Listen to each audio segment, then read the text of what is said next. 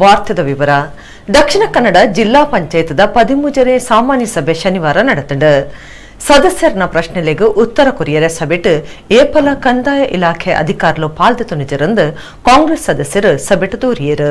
ದಕ್ಷಿಣ ಕನ್ನಡ ಜಿಲ್ಲಾ ಪಂಚಾಯತ್ದ 13ನೇ ಸಾಮಾನ್ಯ ಸಭೆ ಶನಿವಾರ ಜಿಲ್ಲಾ ಪಂಚಾಯತ್ದ ನೇತ್ರಾವತಿ ಸಭಾಂಗಣ ನಡೆದಿದೆ.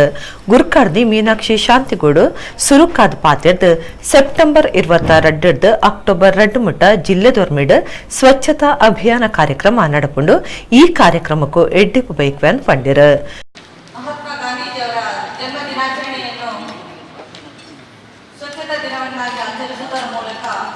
ಸೆಪ್ಟೆಂಬರ್ 22ರಿಂದ ಅಕ್ಟೋಬರ್ 2 ತನಕ ನಮ್ಮ ಜಿಲ್ಲೆಯಾದ್ಯಂತ ಎಲ್ಲ ತಾಲೂಕುಗಳಲ್ಲಿ ಇರ್ಬೋದು, ಪಂಚಾಯತ್ಗಳಲ್ಲಿ ಶ್ರಮದಾನ ಮಾಡುವ ಮೂಲಕ ಸ್ವಚ್ಛವಾಗಿ ನಮ್ಮ ದೇಶವನ್ನು ಸ್ವಚ್ಛವಾಗಿಡೋಣ ಅಂತ ಹೇಳುತ್ತಾ ಈ ಒಂದು ಕಾರ್ಯಕ್ರಮಕ್ಕೆ ಶುಭವನ್ನು ಹಾರೈಸುತ್ತೇನೆ.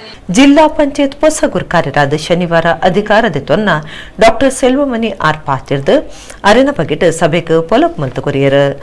2014ರಲ್ಲಿ ಕನ್ನಡ ರಿಪೋರ್ಟ್ ಮಾಡ್ಕೊಂಡಿದ್ದೀನಿ. ನಾನು ಒಂದು ವರ್ಷ ಟ್ರೈನಿಂಗ್ ಅನ್ನು ಧಾರವಾಡ ಜಿಲ್ಲೆಯಲ್ಲಿ ಮುಗಿಸಿದ್ದೀನಿ. ಆಮೇಲೆ ರಾಯಚೂರು ಜಿಲ್ಲೆಯಲ್ಲಿರುವ ಲಿಂಗಸೂರು ಉಪವಿಭಾಗದಲ್ಲಿ ಉಪವಿಭಾಗಾಧಿಕಾರಿಯಾಗಿ ಕೆಲಸ ಮಾಡಿದ್ದೀನಿ. ಅಲ್ಲಿಂದ 2016 ನವೆಂಬರಲ್ಲಿ ಬೀದರ್ ಜಿಲ್ಲಾ ಪಂಚಾಯತ್ ಸಿಇಒ ಆಗಿ ಬೀದರ್ಗೆ ವರ್ಗಾವಣೆ ಆಗಿದ್ದೀನಿ. ಅಲ್ಲಿ 22 ತಿಂಗಳು ಬೀದರ್ ಜಿಲ್ಲಾ ಪಂಚಾಯತ್ ಸಿಇಒ ಆಗಿ ಕೆಲಸ ಮಾಡಿ ಅಲ್ಲಿಂದ 20ನೇ ತಾರೀಕು ವರ್ಗಾವಣೆ ಆಗಿ ಇಲ್ಲಿ ಬಂದಿದ್ದೀನಿ. ಇವತ್ತು ಸುಬೆ 10 ಗಂಟೆಗೆ ಚಾರ್ಜ್ ತಗೊಂಡಿದ್ದೀನಿ. ತಮ್ಮೆಲ್ಲರಿಗೂ ಧನ್ಯವಾದಗಳು. ಈ ಒಂದು ಒಳ್ಳೆಯ ಅವಕಾಶ ಕೊಟ್ಟಿದ್ದಕ್ಕೆ. ಸದಸ್ಯರು ಮಾಜಿ ಗುರ್ಕಾರ್ಯರು ಕೊರಗಪ್ಪ ನಾಯ್ಕ ಪಾತಿಡ್ದು ಕಾಡು ಇಲಾಖೆ, ಕಂದಾಯ ಇಲಾಖೆ ಅಂಚನೆ, ಪಂಚಾಯತ್ ಇಲಾಖೆ ಒಟ್ಟು ಸೇರಿದು ಸರ್ವೆ ನಡಪಾವಡೊಂದು ಪಂಡ್ಯರು.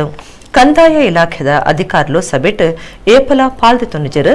ಸದಸ್ಯರ ಕೇರಿನ ಪ್ರಶ್ನೆಗಳಿಗೆ ಜವಾಬ್ ಕೊರಿಯರೆ ಜವಾಬ್ದಾರಿದ ಕಂದಾಯ ಇಲಾಖೆ ಅಧಿಕಾರಿಗಳು ಸಭೆಟ್ ಒಪ್ಪಡೊಂದು ಎಂಎಸ್ ಮಹಮ್ಮದ್, ಸುಚರಿತಾ ಶೆಟ್ಟಿ, ಮಮತಾ ಗಟ್ಟಿ ಒತ್ತಾಯ ಮಲ್ತಿರು. ಸಂತ್ರಸ್ತರಿಗೆ ಪಣವು ಬಿಡುಗಡೆ ಬಗೆಟ್ ಜಿಲ್ಲಾಧಿಕಾರಿಯರ ಕೇನಂಡ ತಹಸೀಲ್ದಾರರಿಗೆ ಬಿಡುಗಡೆ ಮಲ್ತದನ್ನು ಪಂತಿರು.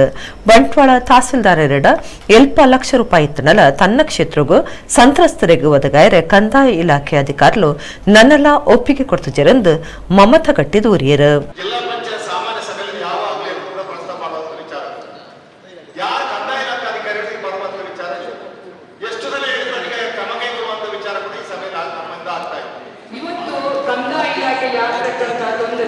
ಇವತ್ತು ಸರ್ಕಾರ ನೇರವಾಗಿ ತಹಶೀಲ್ದಾರ್ಗೆ ಅವರ ಖಾತೆಗೆ ಹಣ ಜಮೆ ಮಾಡ್ತಾ ಇದೆ.